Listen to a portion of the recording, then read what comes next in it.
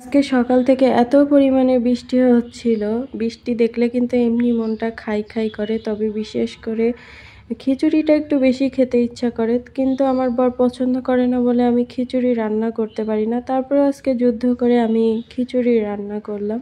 আসসালামু আলাইকুম। সকাল থেকে এত পরিমাণের বৃষ্টি হচ্ছে, আর বাংলাদেশের সব জায়গাতে কম বেশি টানা কয়েকদিন ধরে প্রচুর পরিমাণে বৃষ্টি হচ্ছে। আর চট্টগ্রামে যেহেতু আমি আছি, চট্টগ্রামের নিউজটাই বেশি বলতে পারবো, কারণ সেই শুক্রবার থেকেই একটু কম বেশি আর কি বৃষ্টি হচ্ছিল। তবে এই 2-3 দিন টানা অতিরিক্ত বৃষ্টি হচ্ছে, আর এত অতিরিক্ত বৃষ্টি দেখে আমার তো খুবই খিচুড়ি খেতে ইচ্ছা করতেছিল, কিন্তু আমার বর খিচুড়ি এক ফোঁটাও পছন্দ করে না। তারপরেও আমি তাকে সকালে অফিস যাওয়ার সময় বলে দিয়েছি আজকে আমি মুরগির মাংস দিয়ে খিচুড়ি রান্না করব, মানে মুরগির মাংস আলাদা করে আর কি রান্না করব। প্রথম মনে করছিলাম একসাথে রান্না করব, পরে আর কি আলাদা করেই আর কি রান্না করছি। তো মাংসটা আমি দুপুরবেলায় আর কি রান্না করে রেখে দিয়েছিলাম। তারপরে খিচুড়ির জন্য যা মশলাপাতি লাগে সব কিছুই একেবারেই রেডি করে রাখছিলাম, কারণ এই বৃষ্টির ভিতরে না কিছুই ভালো লাগতেছিল না। আর আমার না সকালবেলার টাইম আর সন্ধ্যাবেলার টাইম রান্না বান্না করতে খুবই অসহ্য লাগে, তাইতে আর কি সব কিছু আমি রেডি করে রেখে দিয়েছিলাম আগে থেকে, যাতে রান্না বান্না করতে আর কি সহজ হয়। তো আজকে আমি খিচুড়িটা রান্না করতেছি মুসুরির ডাল আর বুটের ডাল দিয়ে। বুটের ডালটা যেহেতু সিদ্ধ হতে একটু দেরি হয়, এই জন্য আমি 2-3 ঘন্টা আগে ভিজায় রাখছিলাম।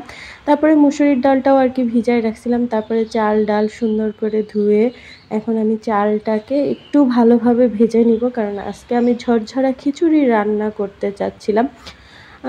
রাইস কুকারে দিয়ে দিলে হয়ে যায়, কিন্তু আমি একটু ভেজে আর কি রান্না করতে চাচ্ছিলাম। তাই তো প্রথমে চুলা জ্বালিয়ে নিয়েছি, কড়াইতে ঝাল পেঁয়াজ কুচি আর রসুন কুচিটাকে সুন্দর করে ভেজে নিয়ে তারপরে চাল ডাল সব কিছু দিয়ে খুব ভালোভাবে ভেজে নিয়েছি।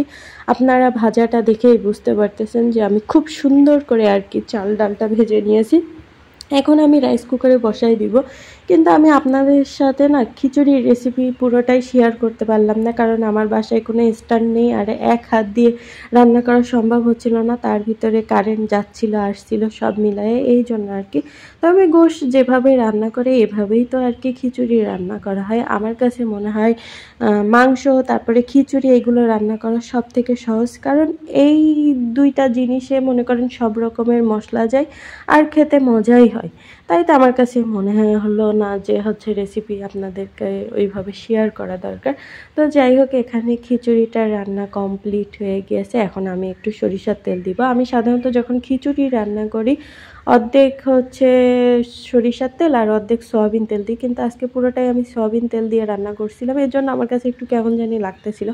পরে ভাবলাম যে যখন খিচুড়িটা হয়ে যাবে তখন আমি একেবারে শেষ পর্যায়ে এসে একটু সরিষার তেল দিয়ে দিব, তাহলে ফ্লেভারটা ভালো আসবে।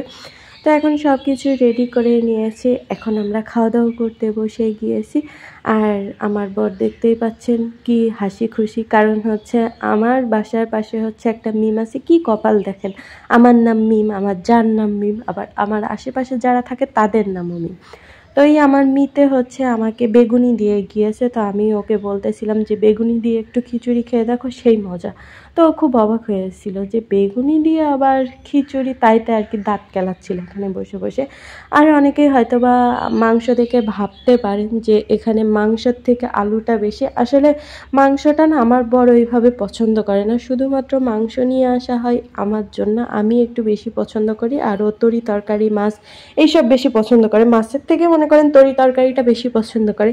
কিন্তু তরি তরকারির ভিতরে মাছ দিলে তো খেতে বেশি মজা লাগে, এই জন্য আর কি সেই ক্ষেত্রেও মাছটা একটু পছন্দ করে।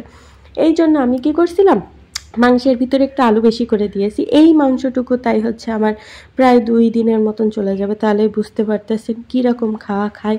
আর একটা মুরগি না আমি 4 খণ্ড করি, কারণ একদিন রান্না করে পুরো খেয়ে ওঠা যায় না, কারণ ও যেহেতু খায় না টোটালি, তো আমারই খেতে হয় ঠেসে ঠুসে, তাই তো আমি 4 খণ্ড করি। অনেকেই হয়তো বা আমার কথা শুনে একটু অবাক হতে পারেন, অবাক হওয়ার কিছুই নেই। আসলে আমরা 2 জন মানুষ থাকি, তো সে যদি না খায় তাহলে এই আর কি। আর আলু তো ছোটোবেলার থেকে আমার পছন্দ, এই জন্য আমি সবসময় যখন মাংসটা রান্না করি দেখবেন যে মাংসের থেকে আলুটা একটু বেশি থাকে, এমনি আমার কাছে ভালো লাগে, তাইতে আর কি।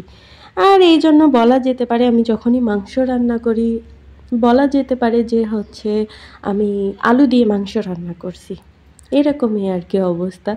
তো খিচুড়িটা আমি অল্প পরিমাণে আর কি করছিলাম যাতে রাত্রেবেলায় আর কি খাওয়াটা শেষ হয়ে যায়। তো খাওয়া দাওয়াটা সেই ছিল। সবাই ভালো থাকবেন। আল্লাহ হাফেজ।